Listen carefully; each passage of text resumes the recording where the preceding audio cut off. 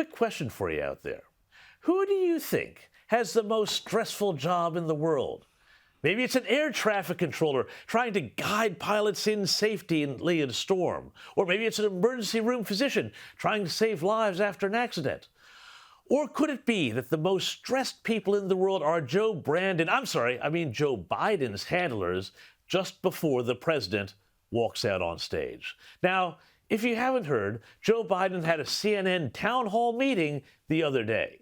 And let's put aside the incredibly Soviet nature of the Biden White House putting on an event for citizens to ask questions of the president, because this is, of course, the same White House that's been trying to label parents who dissent from critical race theory and trans ideology being taught in schools as domestic terrorists.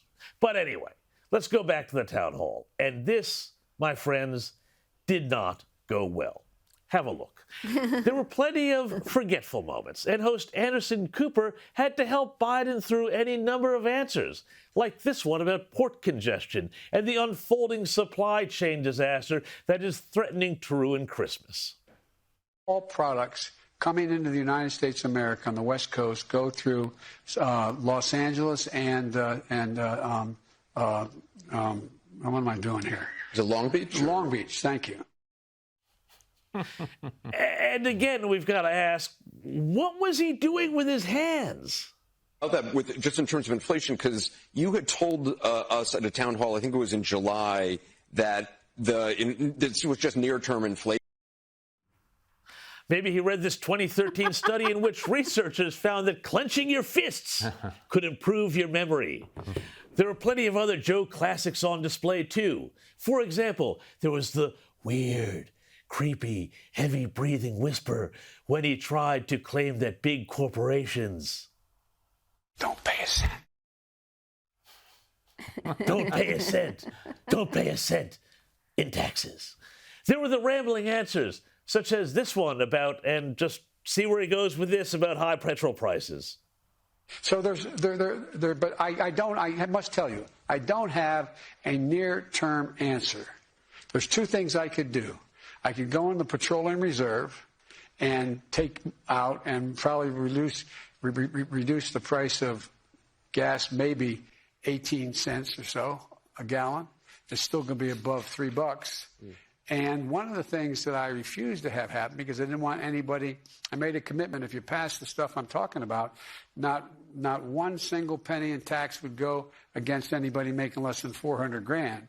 And so if you notice, these highway bills are not paid for by gas tax.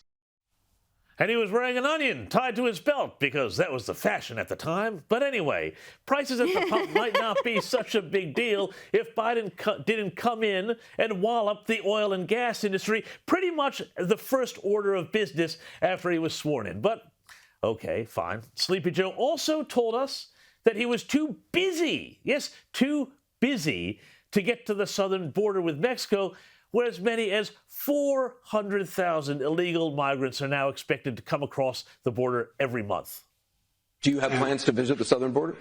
I've been there before, and I haven't. I mean, I know it well. I guess I should go down, but the whole point of it is I haven't had a whole hell of a lot of time to get down. Yeah, hasn't had a whole hell of a lot of time doing, I don't know, looking after the thing. And, come on, man, I could go on, but it would take literally the rest of the show and all morning. Credit to walkaway Joe Biden, I guess, for taking questions, even in such a highly scripted softball Soviet-style affair. But Americans and everybody else should be disturbed by this doddering, feeble old man running the most powerful country in the world, because what we saw there was nothing more than a propaganda exercise designed to shut down perfectly reasonable perceptions that this is an administration that is stumbling from failure to chaotic failure, and with the worst still yet to come.